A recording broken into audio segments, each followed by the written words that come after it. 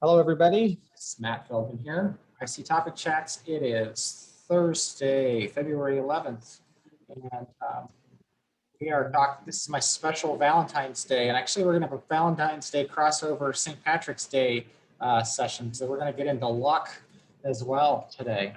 But talking about the power of passion, and start off by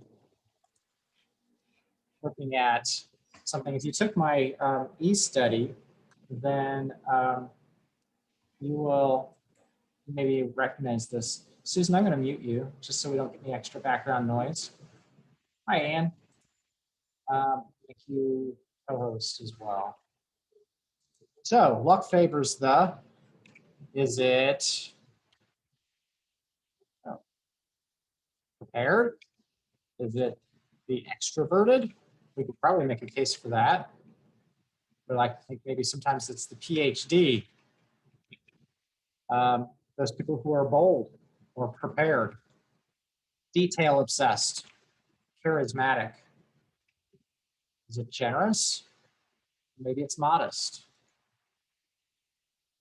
Gregarious, people who just own the room and attract people to them. They're the beautiful people, just like me. Is it the optimistic or the self-confident? How about those people who are connected, who are great talkers, or maybe the good listeners? I think we can make a case for that. Those people who are humble, like me, or those people who are proud. I think what we will find is luck favors the persistent.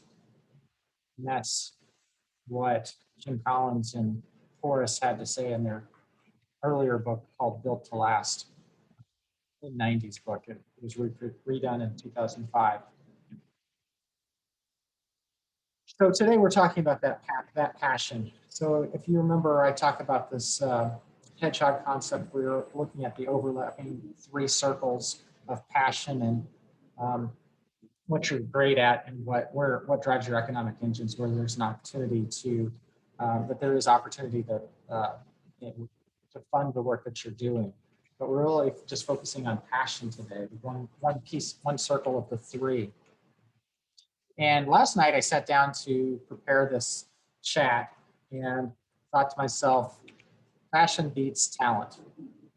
And I believe in this, and I think about it, and I've read about it, though I couldn't remember where, and that's all I had. And I said, okay, what are we going to talk about tomorrow? So we've got passion beats talent. So the basic idea is, if you want something really badly, you're going to work hard for it.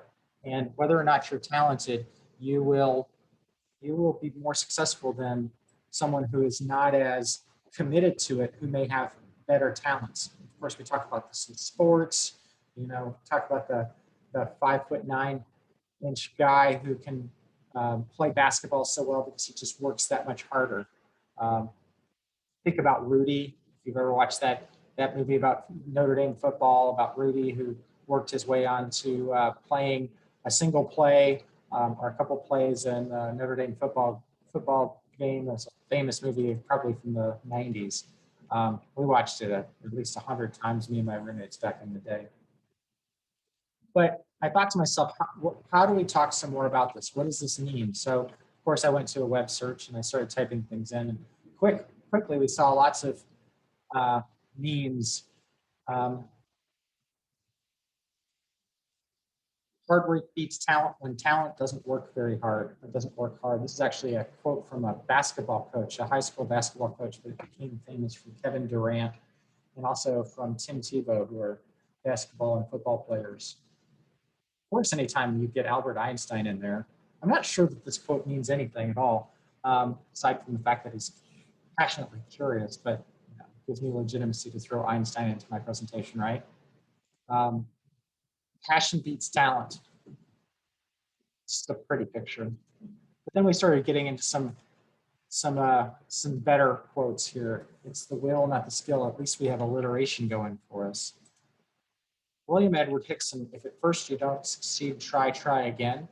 And then I realized we're starting to talk more than just about passion. It's about persistence.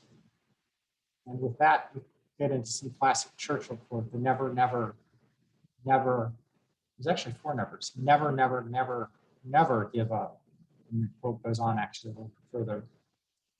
William Stewart talks about luck favors the prepared mind, but I actually prefer Edna E. Mode's luck favors the prepared darling.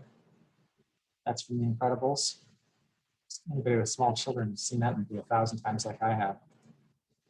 Luck is what happens when preparation meets opportunity. And that's Seneca.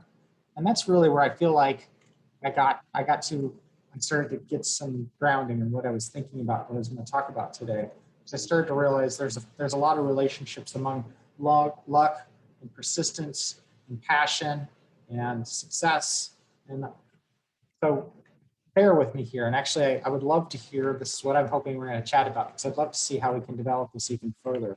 When we get into it, how do we make any sense for this? So if you could give me a little leeway to kind of put some ideas out here. This is my own little qualitative exercise I did in the vacuum of my own mind and PowerPoint last night. So we take passion. That's the premise of what we're talking about today.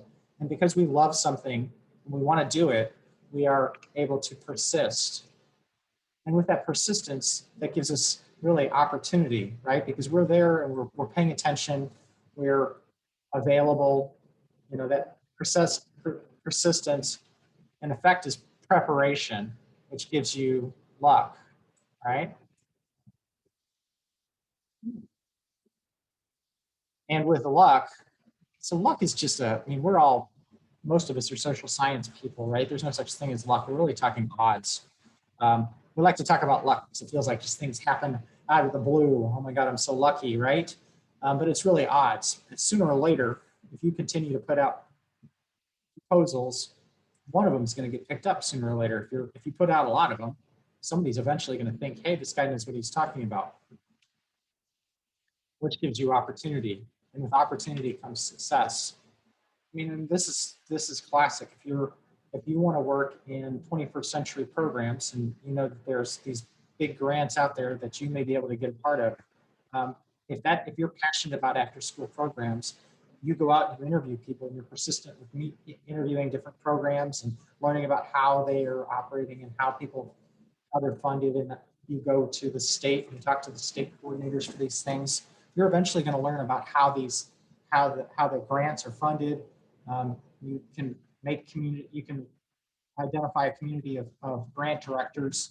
Eventually, you're going to luck or have the odds of getting involved with these, and that becomes your opportunity. And by doing that, you learn a lot about it because you're passionate about it and you're persistent.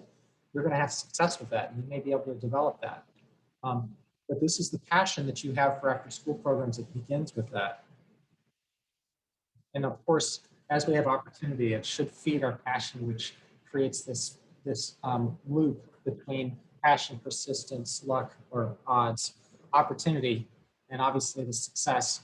I think success, I pulled it out of the loop for a reason, because I feel like success is such a personal thing, and we all have different definitions of success. Um, my kids are like, "Are we rich, Dad?" And I said, "No." You know why? Because I don't measure rich by dollars. I measure it by rich and success, and these are all qualitatively different things. But to me, I'm not rich until I could stop working tomorrow and never have to work again and continue to live my lifestyle for the rest of my life without ever having to work again. That's absolute rich. That's when I'm rich. If I quit my job today and never got another contract, how long can I continue to live my lifestyle? Exactly how I am. And if it's 1 week, I'm 1 week rich. If it's 1 month, I'm 1 month rich. If it's 5 years, I'm 5 years rich. If it's forever, then we could say that's how rich I am. I'm very wealthy at the point that I never have to work again. But success is the same thing. I think we all have different definitions of what success is. The ability to never have to work for another person again, maybe that's success for some. And for others, it may be that I own a practice of 20 consultants or something. But anyway, I think that this loop up above feeds our success if done appropriately. So with that, I had a couple other ideas. I looked at some books, and that Never Eat Alone book that I point out a lot, and I talk about with regard to networking karma. Um, Farazi has a couple ideas on that. He says, so how do you find your passion? It was a piece of how do you find your mission? This is the first step of finding your mission. The first piece is how do I find my passion? And first you look inside. And what he says is create a self-assessment of your dreams. Really start a list with two columns. And on the left column, you think of all of the things that bring you joy and pleasure. Um, and in the other column, you put your dreams and your goals. And then you try and connect those things to see where there's opportunities for you to do something. But that's your internal. But looking outside is actually asking other people, perhaps asking other people, but even just reflecting on where you found success and where you find other people love and appreciate what you do. So your friends and your family and your coworkers may tell you you're really good at something, data visualization or something, great at data analysis. Uh, but what are those activities that you start at work and where you lose track of time? You just find yourself just totally wrapped up in it. And what are those things that people say, oh, you're really great at this? So those are the two things that you can help find your passion, just to help you understand it. Make a list of this. This is obviously a reflective exercise that you want to take on. And I think that's going to help you understand where your passion lies. Totally different idea here.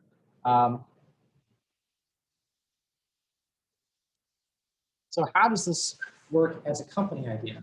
And this one's kind of deep. And I think we might want to get into some of this in our chat too. So when we think about this, we want to shift from seeing our company as a vehicle for products to seeing the products as a vehicle for the company. This is a little bit deep. So this is Collins and Boris in their Built to Last book. What they're saying is that people who started their companies with a passion for around their passions, they found their products as a result of their passions. They didn't start their companies to create their products. Hewlett Packard didn't start with the idea of creating printers. They started with the idea of being engineers that enjoyed doing tinkering and understanding things. They actually never really set out to make this massive company. A massive company, they set out around general ideas of who they were, what kind of work they wanted to do, and they revolved around their mission evolved as a result of their people, and then they decided what they would do as a result of that. Dell Computers is the same way. Michael Dell had just different passions. But when we talk about it in the independent consultant view, we're talking about shift from seeing your practice as a vehicle for your evaluation service and see your evaluation services as a vehicle for your practice.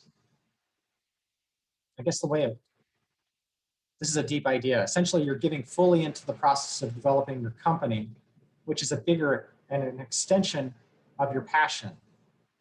And you allow your company to develop as a result of your passion, which is in many ways what I see happening with my company right now. There's still 100% about evaluation and data, but I find myself more and increasingly involved with my Department of Defense military connected students, and I'm really finding passion around that.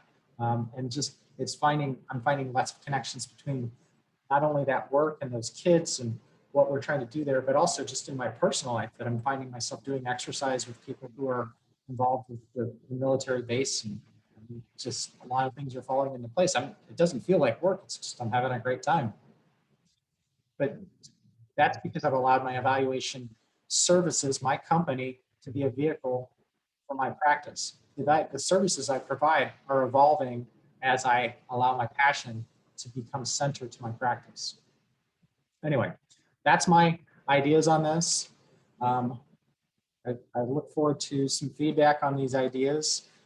And I want to remind you, we've got a couple more sessions coming up. Obviously, we are booked out. We have things more or less set up through the end of May. Here's what we have through April 1st. Susan and Ann have some sessions that they're going to be developing. We're not sure what they're going to talk about, but we've got generalists versus specialists next week. It's kind of in fact, we're calling it a panel debate, but I think it's more just ideas around generalism versus specialism. 2 weeks, just talked with him this morning, Todd Sivia, who's a lawyer, he's just down the street from me here.